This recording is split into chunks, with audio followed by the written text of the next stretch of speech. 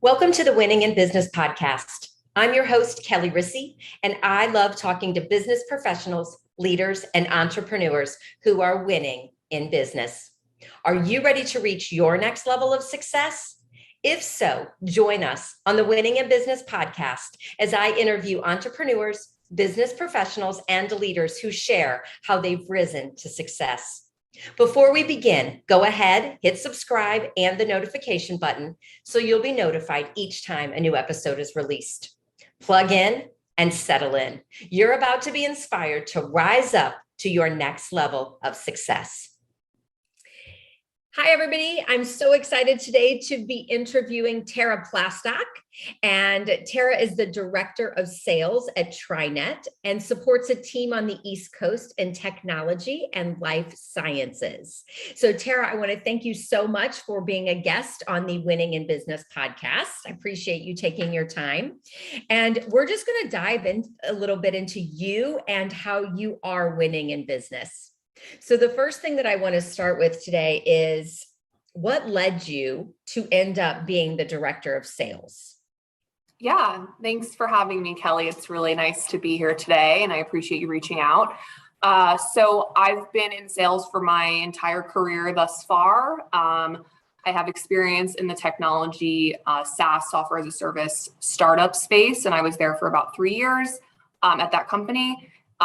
Actually went over to Gartner and was able to sell some technology and research solutions to enterprise companies. And now I work at TriNet and originally started as a sales consultant and moved up the ranks a little bit, getting exposure to larger accounts as well as smaller accounts. And recently I decided to move into a leadership position, as I've always sort of played that player coach role. And I decided to become a director in the tri-state area for a wonderful sales team. And one of the reasons that I decided to do this is because I feel like I've gotten to the point in my career where I was ready to not just be centrally focused on me and the things that I was doing, but enabling other people to build their careers and build their success and their wealth and, allow them to expand their knowledge base. That's fabulous. And I love that as a woman, right, that moving into that leadership role, because we know that's needed, women in the leadership roles, as well as mentoring women that are coming up in that capacity as well. So you had mentioned that you have been in sales forever. Like, were you a kid selling lemonade on the corner, as a child, or like what led you into your passion with sales?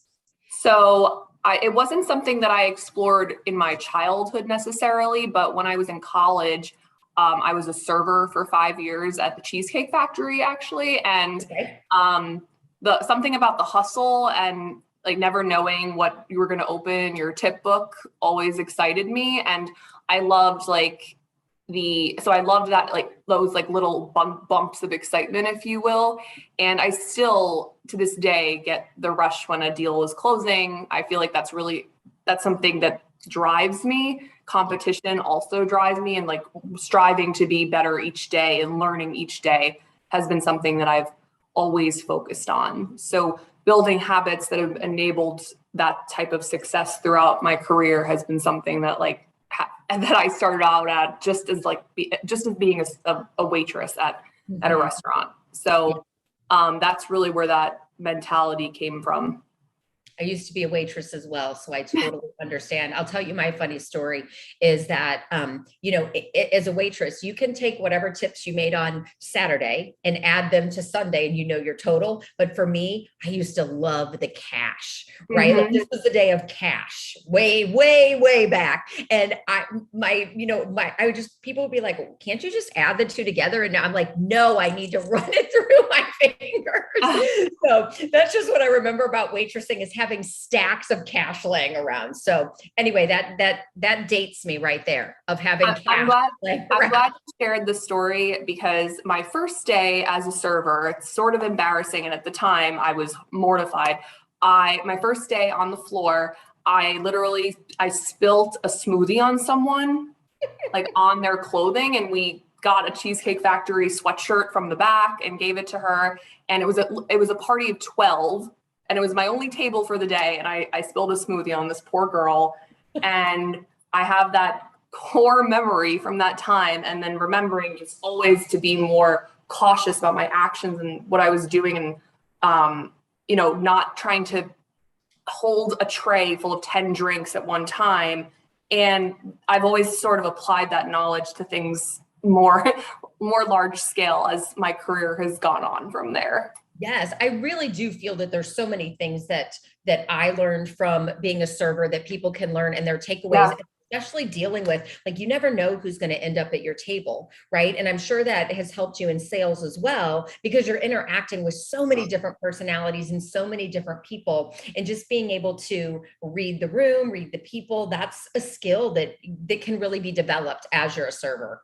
Yes. I think people that are in the service, have been in the service industry, that go into whatever career they're in, just are at an advantage in general. So yes. Yeah. Well, great. So for you, what's been one of your biggest challenges as you've climbed up through the ranks, sales, and now a director? What's either been a challenge or maybe still is a challenge for you?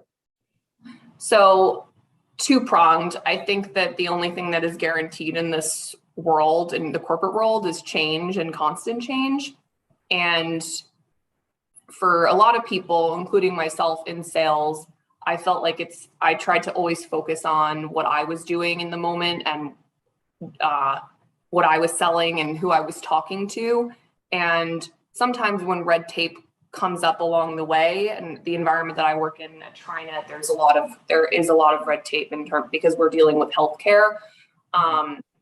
But that being said, just being able to overcome every challenge that comes your way, whether it be from an internal source or an external source, and dealing with the constant change, and being able to, so for myself internally, it's been a challenge, but then turning around and being able to trickle it down to my team most effectively in a way that they're not going to be terribly upset about it or be able to deal with it effectively. So still going in with a winning mentality despite trying to overcome different challenges. Yeah. And what you said about the uncertainty factor is so true. And there's so many people that are like, I need to have control. Like, I need to get back control. Well, only if you're trying to control the things that you can really control, because there's so much that is truly out of our control. And when we start to accept that and apply that, as someone who is a stress management coach, we can automatically let our stress go a little bit when we start accepting the uncertainty of things. Yes, that couldn't be truer, for sure. Yes. So, being someone who has had such a great career in a short time. I mean, I can tell you're young. What are some key skills that you feel like have made you very successful in the sales industry, and that, now that you're a director, you would also share with the people that you're leading? So I try my best to be very proactive rather than reactive with things, as well as transparent. That's something that I tend to lead by, and something that I encourage my team to do the same. So getting in front of something before we're behind it, in whether it be an opportunity or a potential client issue or escalation, I want to be 5 steps ahead rather than playing from behind. And I try to foresee what could happen from a deal before it even comes up. I want to know the objection before it even comes out of someone's mouth. Oh, yeah. Okay. Yeah. So then you're ready to handle it and prepared. Okay, good. Yeah. What else? And another thing, just being in sales, I think, and I've learned this along the way too, and it's something that I've had to build into my daily habits. Knowing that you're filling your prospecting funnel constantly, we, unfortunately, as you probably know from your career, in terms of a sales funnel, you lose a lot more than you win. So everyone can be excited about a deal, but it's really important to not be blinded by that one deal or those two deals, and that you need to keep, despite when things get down the funnel, you need to fill the top of the funnel. So you need to always be prospecting, because anything could fall apart at any time. Mm-hmm. Yes. Yes. So and I also look at that as, there are some prospects that also need to be nurtured for a longer period of time than we would like. And so it's filling the pipeline, nurturing the people that need to be nurtured still, like it's a constant, like both, I feel like. Do you agree with that? Yeah. The organization aspect of this job is imperative. Mm-hmm. So being able to come back to prospects when they say, I'm not ready now, but I'm ready in let's talk in 6 months. And then they might put you off again, and you need to keep calendaring yourself and being diligent about that, because if you don't call them, someone else will. Yes. Yeah. Yeah. So I can't even tell you how many people I've seen in, the time that I've, that in my career, that just focus on the here and now, the client that they're onboarding, the client that's in the proposal stage, or the clients and prospects, really. And, there's nothing to back it up for the future. Mm-hmm. And you're going to feel it 90 days from now. So that's something that I've coached, and also I coach myself on it too. I need to still be mindful of it as well. For you, do you have a specific, like prospecting for you? Is there a specific way you do that? I mean, in my industry, it's all about networking and referrals. Mm-hmm. You know what I mean? Is there a specific for yours?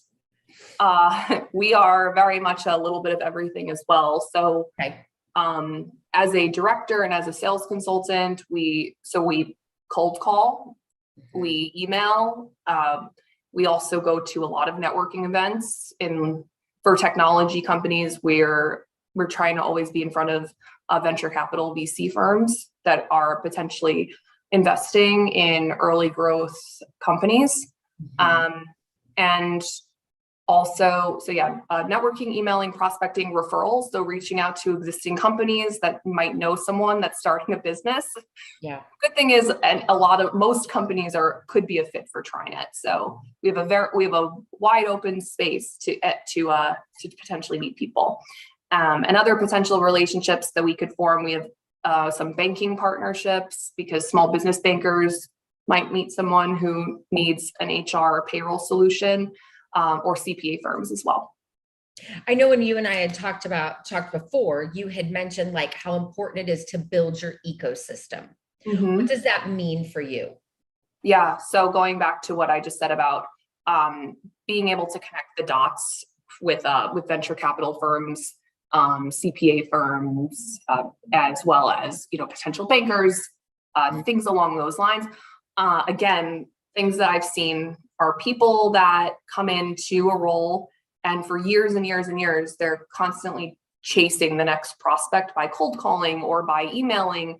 And that's good. Everyone needs to have their own sources of organic, self-sourced opportunities. But if you don't also have what I like to call supplemented income coming to you from different channels, like, again, brokers, like benefit brokers, CPAs, things like that, even if it's one opportunity a month, one opportunity every 2 months, you'll get burnt out, and that doesn't help with stress management, mental health.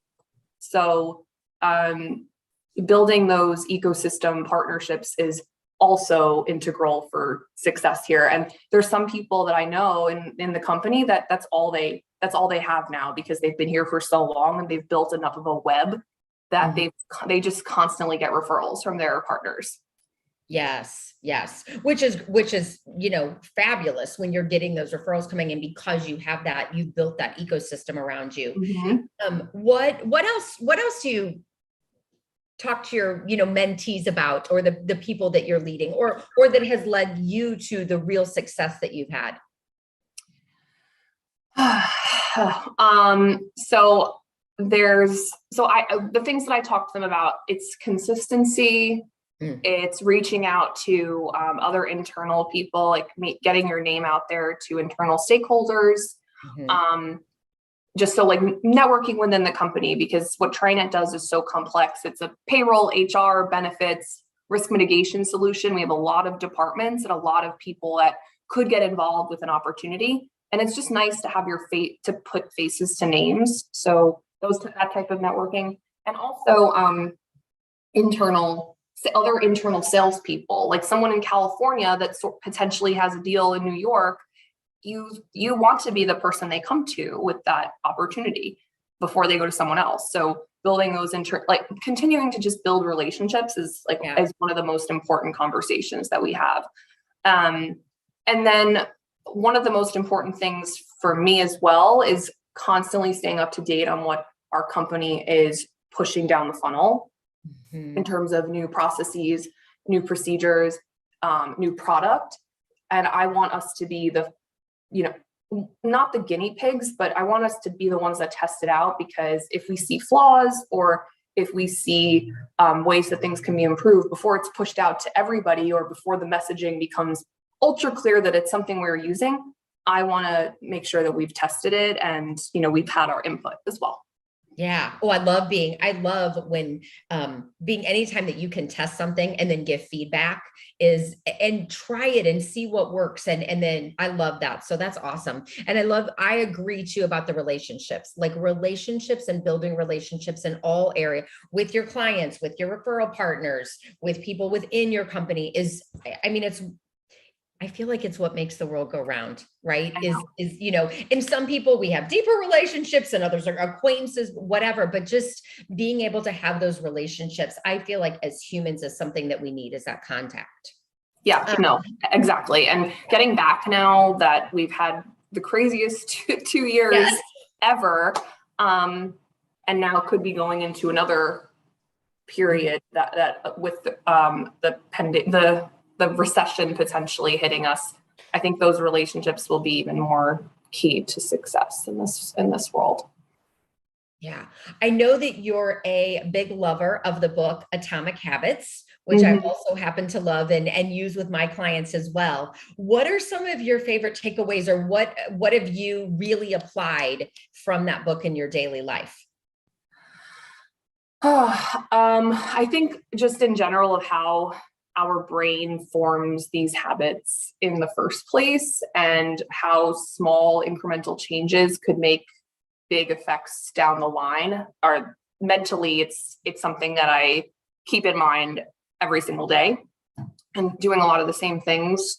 But I also love the opportunity to share some of those things with my team. We're a very metrics driven organization. So we strive on KPIs. Okay. So we're supposed to have our KPIs in general, several first meetings a week, discovery calls, which would lead to a potential proposal, like an RFP. So awards driven, things like summer Fridays, so making sure that if you hit those certain metrics, you're getting that award, or something even more attractive, right? Like having an amazing June. We had one of the best Junes in the country compared to other teams. And like a very big award after that, going to a Yankee game for the whole team. So those are things that I try to, those habits, like, finding those meetings, getting those proposals is going to lead to more closed deals, again, top of the funnel activity. So I'm trying to instill a lot of those habits, that it's recurring week over week. And they're easy enough things that people can do that they're able to instill it into their calendars, and making sure that we're blocking off time for prospecting blocks, blocking off at least one meeting a week, one networking event a week, and encouraging a satisfying result. The worst thing to me was like, this is coming from corporate, we have to do this, but yet there's nothing, what's my reward if none of these meetings happen to close? So I just making it team-based, making it competition-based, and there's a light at the end of the tunnel for sure as well. Yeah. I love what you said, that team-based, because that provides that just support and accountability that I feel like we all need. Loved what you said about calendaring, because we know that that is so important. And I feel like as professionals, we're driven by a calendar, right? Yes. And so, I'm always working with my clients and is that in your calendar? And it could be as simple as taking 2 minutes to breathe in the middle of the day to Yeah. re-tap into your parasympathetic system, right? That will your rest and digest system. And if it's in the calendar, you might go, oh, I need to breathe. If it's not, it was a great idea last Good night or in the thought. morning, Yeah. but how your day's going. So I really love that. The other thing that I personally loved about the Atomic Habits is the stacking habits. Mhm. So, when you have a habit that you're really good at, and then stacking one that you would like to get good at on top of it. I think one of the easy things, I'll just use this as a really simple example, is we all brush our teeth every morning. And as healthy beings, we should really be drinking water before we drink our caffeine source of choice. And so, because caffeine dehydrates us. And so when we're hydrating ourselves. So for me, it's have my glass of water ready right there, because I brush my teeth, then drink my water, because if not, I would head right into some caffeine. So just stacking habits like that, I think, is a great key from the book as well. Yeah. Yeah. I love it. I thought he did a great job. Yeah. So for you, how do you maintain work-life balance? It's a very good question.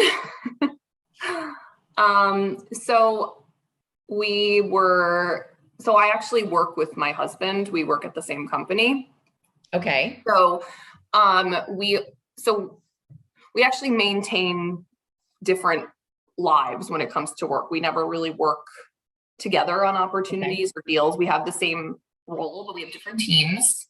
And so you could imagine that a lot of our life, we talk about work, we talk about TriNet. And so we've had to both of us have mentally had to say to each other, we're not going to talk about TriNet today. We're not going to talk about work. We're not going to talk about anybody we work with. And so we've had to build that into our schedules a little bit. I know that sounds silly, but it's true, because both of us want to talk about our days, but that ultimately means we're talking about TriNet all the time. So, Right. we really try only to talk about it right after the day ends, and then we move on. That's great. Having boundaries around that. Yeah, love that. My dog and I, we hang out multiple times a day. We go outside. And I think also for me, because of this whole working from home, having an oasis that I can retreat to, which has become my backyard and my pool a little bit throughout the day, has been really nice. And I encourage my team to do the same, go for walks, go outside, go have a cup of coffee with your husband, your sister, your friend, whatever you need, go have lunch with somebody. Let's have lunch, and also, when someone does something on the team, going back to the rewards, because we're working so hard and running towards all of these goals, I want them to also feel appreciated. I also want to show that I care about work-life balance, and taking the time to go to, a spa, taking the time to get a manicure with someone on my team, or telling them to go, and it's on me. I think that that's really important as well. Oh, that's so great that you brought that up, because I agree. I feel like if the leader of the group is showing that they have a good work-life Yeah. balance, then not only are you modeling that, right? You're talking about it, they're seeing you do it. It's so important, because Yeah. burnout, we know that burnout is running rampant right now, of people just truly feeling burnout. And we have to get better at having that work-life balance and be able to set boundaries and take time for ourselves. And I heard you mention personal care, right? And all those Yeah. things. So that is, I admire that for you and a leader for doing that for your team. That's great. Yeah. And I recently actually, I work out better midday. That's just my preference. I don't like the mornings. If it's after work, I might not go because the day might get crazy. And I actually just recently switched to a gym, one that's closer to home, and two that has a 12 o'clock class. And if someone needs something and they text me at, 12:45, I will answer right after, hey, just got out of the gym, someone on my team, and I'll be back to you in 20 minutes. So they know that they have like permission. No one needs permission, but they see that I'm doing it. So I want the same behavior to be modeled as well. It's important. So we've talked about so much. We've talked about your story. We've talked about how you lead your team and what's important, and just prospecting is so important. I'm curious, I'm going to ask something personal. Are there any accomplishments that you're really proud of that you'd like to share? Yes. So from a personal perspective, when I found TriNet, I didn't realize where the company would take me. And obviously a series of promotions have happened over the last 4.5 years. And I'm incredibly grateful for that. I've also made President's Club all of the years that I've been here, been able to go on some great trips other than the COVID years, of course, but the company does take care of its people, even when we weren't able to go. One of my reps was actually my mentee for 2 years, and she just got Rookie of the Year at President's Club this year. So that's honestly, I was very emotional about that, and I couldn't have been prouder of her. And honestly, just in general, to see the team's trajectory this year too, I couldn't be happier for them. And in terms of outside of work, I've really been working on, I think you saw on my LinkedIn that I'm I really enjoy chess. Yes. I'm not very good at it, but I've honestly been, I'm okay, but I've now been actually, trying to hone in on my skill. I watch YouTube videos and I'm really trying to get better at it. So that's on a personal level, what I'm also proud of as of late. That's fantastic. And congratulations to you for being in the President's Club for 5 years in a row. And I agree, like when we can see our mentees be successful, I mean, it's a whole nother level of joy, right? Yeah. Same thing as, I believe you don't have kids, but when you have kids, it's that same success, that same feeling. And then, the chess. I love that. My boys play chess. I do not. So kudos to you for learning. And, thank goodness for Google, TikTok, Reels, like anything now that we can watch and learn stuff. I feel like the whole world is at our fingertips. Good, bad, like there's good, bad, and ugly about it. Right. And yet at the same time, just you can hone in on that skill by, like you said, watching some YouTube videos. Like that's awesome. Yeah, I love TikTok. I always find like sales strategies and I send them out to my team. I'm like, oh, I love this, use that. So get a lot of different quick ideas from there too. Yeah, that's great. Well, Tara, it has been wonderful talking to you today. Listeners, if you'd like to connect with Tara, she is on LinkedIn, and I will provide the link in the show note. And Tara, is there anything special that you would like to offer the listeners today? Yeah, final thoughts. I guess it's really easy to get wrapped up in everything that we are doing on a day-to-day basis. And it's also really easy to, get caught in a comparison trap to other people, as well as, I deal with imposter syndrome all the time. So taking a step back and realizing that you are perfect the way you are, and we're all just works in progress, is really important. And it's how I've been able to move forward in different roles and different capacities. So that would be my last thought for everyone here. Great thoughts. Great takeaways, because imposter syndrome is real. I just was in a conference yesterday, and I want to say that 75% of women feel like they have that imposter syndrome going on. 75%, that's a lot. Wow. So recognizing it, right? Recognizing that we have it, we feel that way, and moving forward anyway, knowing that we are the best that we are right now, and that there's so much for us to learn, and it is a journey. So thank you for those final thoughts. That was great. And I appreciate you being on the show. So listeners, I hope that you will tune in next time, and we will be doing another Winning in Business podcast. So thanks for listening. Have a great day. Thank you for being a part of the Winning in Business podcast. If you've enjoyed this episode and want to rise up to your next level of success, but are worried about increased stress, time for work and yourself and your family, not to mention being exhausted, I'd like to invite you to a complimentary strategy call where I'll show you how you can do it all. I'll help you reclaim time, keep your sanity, handle the chaos with ease, and move to the next level of success that you deserve and desire. I hope you found value in listening today. Please always leave your comments, feedback, or questions. We check them all. I want you to continue winning in business and reach your next level of success. See you next time.